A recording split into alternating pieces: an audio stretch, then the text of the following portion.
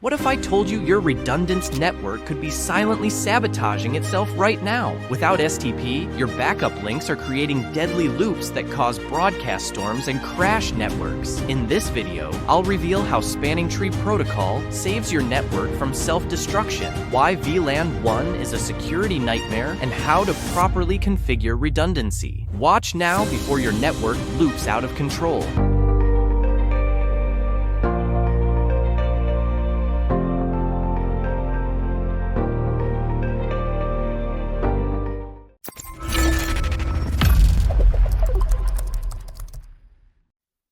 VLANs allow you to create limits in order to isolate traffic.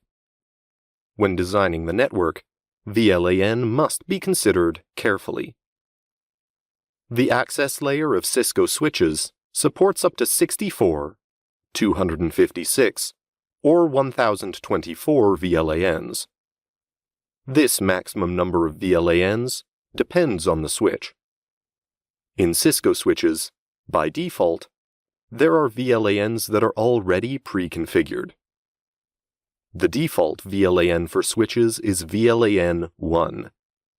Moreover, the CDP protocol uses it to discover its neighbors.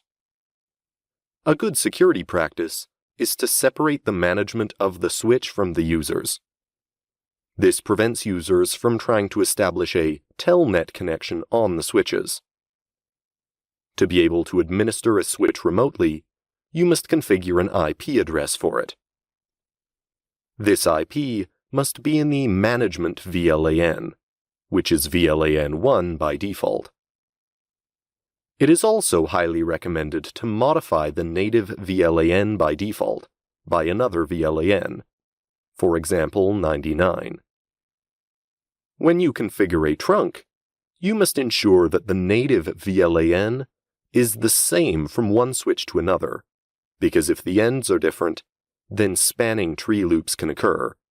In this case, the iOS will report errors on the console. The DTP protocol helps to automatically negotiate the port in access mode or in trunk mode.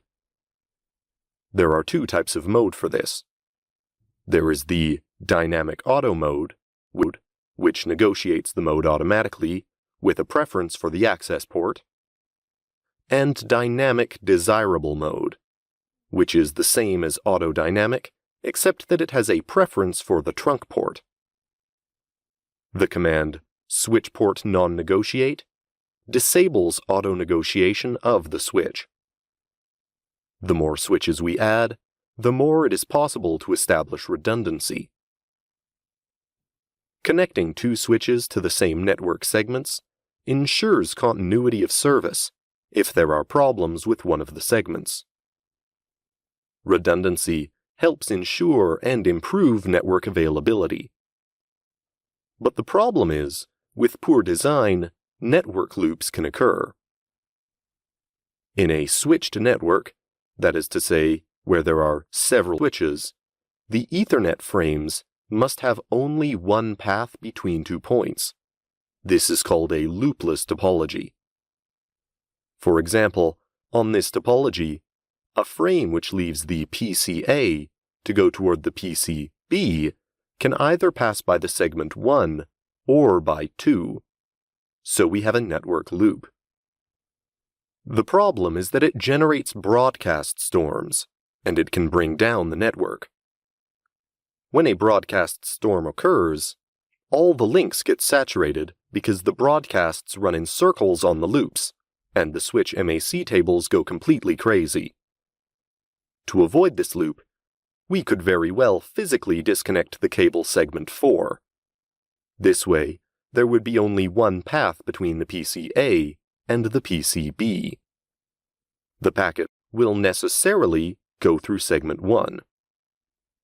But a good network must offer redundancy to offer an alternative path in the event of failure on one of the links or of a switch. The solution to loops is protocol Spanning Tree. It is a layer 2 network protocol which makes it possible to have a topology loop-free, even with redundancy. Spanning Tree forces certain ports to be in a blocked state so as not to loop. And if there is a problem with any segment of the network, the spanning tree will re-establish the blocked path. For example, if the segment 1 fails, then the spanning tree will automatically open the segment 4 to pass the frames. The spanning tree algorithm guarantees a single path between two network points. To do this, it administratively blocks certain switch ports. On Cisco switches, spanning tree is enabled by default.